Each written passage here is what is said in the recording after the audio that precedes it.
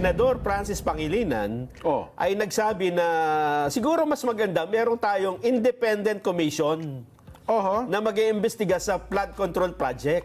Yun ang EPAL siguro. Yun ang pasika. Si Senador Kiko Basan ay, una, miyembro po ba ng Blue Ribbon Committee? Nag-apply siya.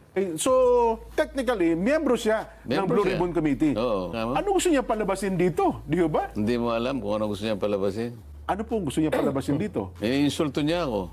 Baka nakikinig po kayo, Madam Sharon Cuneta.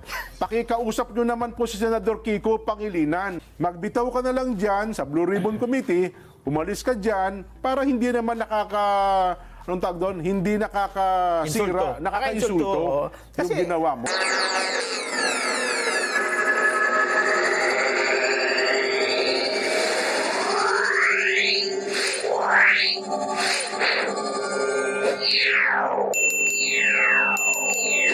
At siyempre po, ang ating senador, ang bagong rockstar. Talaga naman, Senator Rodante Marcoleta. Sen, masayang hapon po sa inyo. Palagi nyo kasing sinasabi yan, kaya ang daming naiinggit eh. Git na sila. Sen, wala tayong magagawa. Ganun talaga eh. Oo nga, pero dapat walang ganun eh, ano?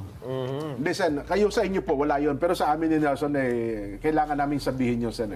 Alam namin ho yung pagiging humble, nasa sa inyo po yun. Pero alam mo, totoo yan, Jen eh. Yung halimbawa, bagong opening ng klase. Oo. Tapos yung bago mong classmate ay ang galing mag-recite. Oo. Pag tinawag ng teacher, may sagot ka agad. Oo. Tapos pagka hinanapan ng assignment, may assignment, kinaiinggitan talaga yan eh. Totoo po. Nangyari sa akin yan nung...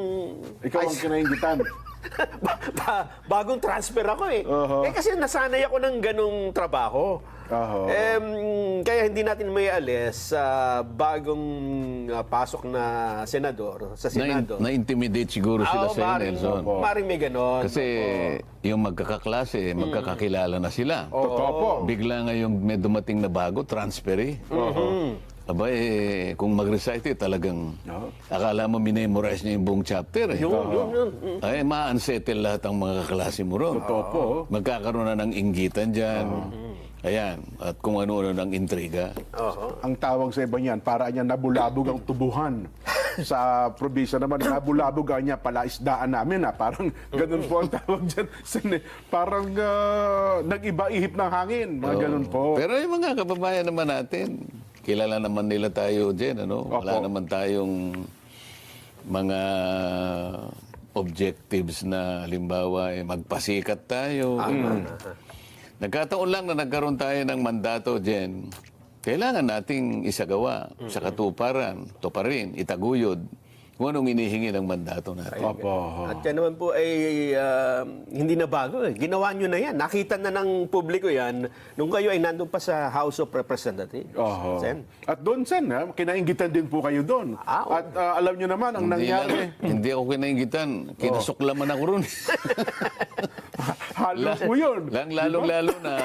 Siyempre, yung nakikinabang doon sa network na napasara. Totoo po kayo. Talagang halos maglupasay sila sa sa kaka-atake.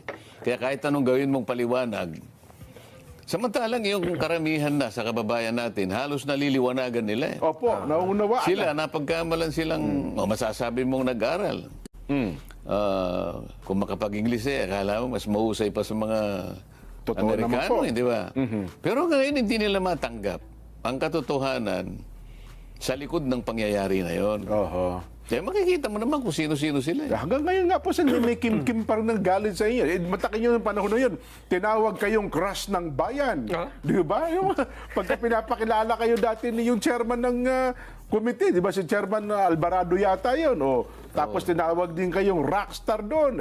Ganun talaga, Sen. Pero pagka sila, paano nalo yun? Yun ang masakit na katotohanan. Ngayon, parang nadadagdagan pa yung ganon. Ano? At ngayon po, ituloy na natin, Sen. Yaman din lamang, tinuloy nyo na po, sinimulan nyo na yung bagay na yan.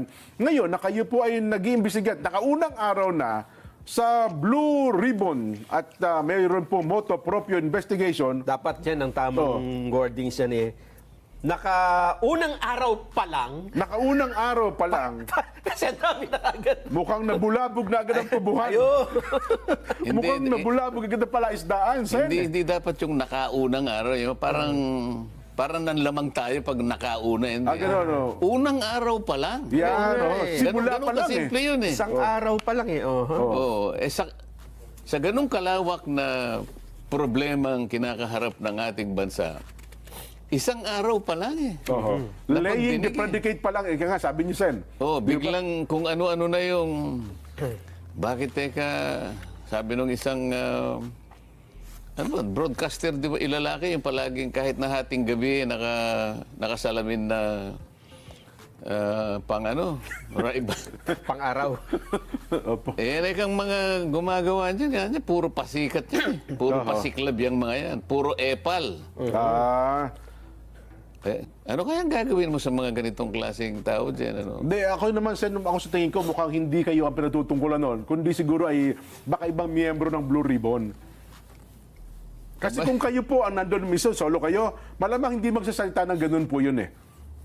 Alam naman niya na yung committee, yung Blue Ribbon, yun ang talagang pinaka na talagang very basic lang. Totoo. At sinabi ko naman doon, walang nagagranistan, walang kumbaga, wag kayong masyadong magpasikat, parang ganon. Ano? Totoo po. Wala tayong konklusyon na gagawin dito. Di kasi ako, ewan ko lang sa mga nakakarating din sa atin mataas po respeto sa inyo nun, Sen well, meron lang siguro kayong mga miyembro ng inyong komite na baka yun ang nagpapabigat sa kanyang kalooban. Baka naman po ganun lang. Yung miyembro ng committee ko, kapatid niya eh. Ay, teka, yun ang problema natin. Opo. Wala na akong problema doon. Sino na makasasagot yan? Di dapat mag-usap na lang silang magkapatid, di ba? Pero Ayoko naman pasukan yun. Ayoko naman pakialaman yun. Halimbawa, kumprontahin ko yung kapatid niya na nandun sa komite, mahirap naman yun. Hindi ako pwedeng makialam doon. Pero may napansin lang ko dyan, Senator, no? Nung nakaraang linggo ay kasi sa mga nakaraang mga pagdinig ng Blue Ribbon Committee, last week ay napansin ko parang sabi ko parang hindi tama. Meron ako napansin na parang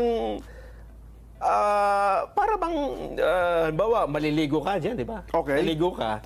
Nakapagsabon na ay sinubon mo pa uli. Bakit? Tapos na maligo, ha? Anong napansin mo? Hindi, kasi parang sa pagkakasunod-sunod ng pangyayari, ang pagkakaalam ko, di ba may privilege speech? Tapos after ng privilege speech, ay yun na, investigasyon na. Kasi yun ang, kumbaga sa introduction di ba? Okay. Napansin ko na nag-imbestiga na, Nagsimula na? natapos na yung unang araw at meron na nakatakdang mga susunod, may bukod pang privilege speech na yun din yung topic. Para kasing, ito pakiramdam ko lang na kasi may investigasyon na, parang ang gusto nila, the privilege speech, parang ito ay introduction para sa isang bukod na investigasyon. Na pareho rin ng subject. Na pareho din ng, hindi ba? Katulad dito, baka nabasa nyo rin ito. Lumilitaw na, alam mo ito, si Senador Francis Pangilinan ay nagsabi na siguro mas maganda, meron tayong independent commission na mag-iimbestiga sa flood control project. Ang ibig mo sabihin, iba pa doon sa Blue Ribbon investigation? Commission 2 ganon. At ito ay nauna, ay sinabi naman ni Senador Kiko Pangilinan, mas maganda siguro merong ipatupad na tayong isang batas. Magtayutan na tayo ng Independent People's Commission. Ba? Oo, para yung flood control project ay imbestigahan na natin ng Independent People's Commission. Kaya sa isip ko, hindi kaya ito yung para bang nagtatayo ka ng bahay dito, Sen, di ba? Tapos nakita lang mukhang masasapawan tayo. Magtayo rin tayo. Natin. Yung una, naglagay ng mga plano-plano. Tapos ito yung mga magtatayo. Sino ang mga magtatayo? Ito po, si minungkahi ni Pangilinan na pangunahan ng komisyon ni dating Ombudsman Conchita Carpio Morales. Kasama pa si dating DPWH Secretary Rogelio Singson. At isasama pa si Baguio City Mayor Benjamin Magalong. Ang ibig sabihin nito, Senjen, hindi lang plano ang nilatag meron pang detalye, di ba? Kung ano yung... So bukod na investigating body ito. Ay, ito, independent body na ito. Mukhang, sa tingin ko, bilang isang karaniwang mamamayan, baka magugulo, mag-conflict. Kasi meron ng... Opo. Diba? At ang alam ko, ang mandate ng Senate Blue Ribbon Committee ay talaga namang mag-imbestiga. Si Senador Kiko Basan ay, una, miyembro po ba ng Blue Ribbon Committee? Nag-apply siya. Nag-apply, nag-presenta yung kanyang sarili na isama. Karaniwan kasi, susulat siya. Opo. Kung pwede sana, maging miyembro ako ng committee mo. Okay. Pinayagan ko. Okay. So, technically, miyembro siya ng Miyembro Blue siya. Ribbon Committee. Oo. So, ano po ang gusto niya palabasin dito? Miyembro pala siya ng Blue Ribbon Committee, nagsusuwestiyon siya ngayon ng isang... Anong tanong mo? Anong gusto niya nga mo? Ano gusto niya palabasin dito? Di ba? Hindi mo alam kung anong gusto niya palabasin? Hindi, kasi miyembro siya, tapos nagsasuggest siya ng bumuo pa ng isang bukod na grupo na mag-iimbestiga. Oo. Same subject matter. Oo. Ano po ang gusto niya palabasin dito? Iniinsulto niya ako. Ba, kung ganyan, Sen, kung halimbawa ako, hindi naman ako miyembro ng Blue Ribbon Committee bilang isang mamamayan, pwede ka bang sabihin sa kanya na, Senador Kiko, baka pwedeng bumitaw ka na sa Blue Ribbon Committee? Kasi kung chairman kayo, Parang inaamin niya na hindi niya kaya eh. tsaka wala siyang tiwala sa Ayun committee. pa, yun Hindi, po. manawagan ka. Baka Ayun, nakikinig siya. Baka nakikinig po kayo, Madam Sharon Cuneta. Pakikausap nyo naman po si Senador Kiko Pangilinan. Baka po pwede mapakiusapan mo, bakit mo naman meminosen yung Blue Ribbon Committee sa pangunguna po ni Chairman Rodante Marcoleta, nabubuo pa ng isang komite, baka pwede yung sabihin nyo, magbitaw ka na lang dyan sa Blue Ribbon Committee, umalis ka dyan, para hindi naman anong tawag doon? Hindi nakakasira, nakakainsulto yung ginawa mo. Tama ka dahil unang araw pa lang eh, di ba? Parang Yun na nga. first day of class, sinabi mo na ayaw ko sa classmate ko. Di ba? Di ba, Sen, sa tingin niyo po, kayo po bilang chairman, Ayun nga, sinabi ko sa iyo. Ako, ang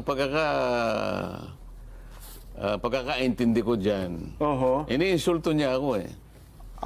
Ako naman, ayaw kong iniinsulto ako. Opo. Kaya kung gusto niya akong palitan, magpresenta siya. Na chairman ng Blue Ribbon Oo, at Committee. pakita niya na mas marunong siyang gumawa ng mandatong itinalaga sa committee na yan. Hindi, yung punto na yan, Sen, baka malabo pa yan, baka ayawan ng taong bayan yan eh. Pero ako sa tingin ko, bilang isa po na nag-oobserba, Sen, kung wala po kayong tiwala sa Blue Ribbon Committee, bilang miyembro, bumitaw na lang po kayo dyan. Sabihin nyo na lang, aalis na po ako, chairman ng miyembro ng Blue Ribbon Committee. Wala pala kayong tiwala eh. Talagang medyo, kaya ako nasasabi, yun ang aking pakiramdam. Opo. Katatransfer ko pa lang. Oho. Isang araw pa lang ang ginugol ko sa pag-imbestiga. Oho. At kung titingnan mo sa lawak ng problemang talagang harapin mo at iimbestigahan mo, Opo. hindi mo kakayanin naman ng isang araw. Oho.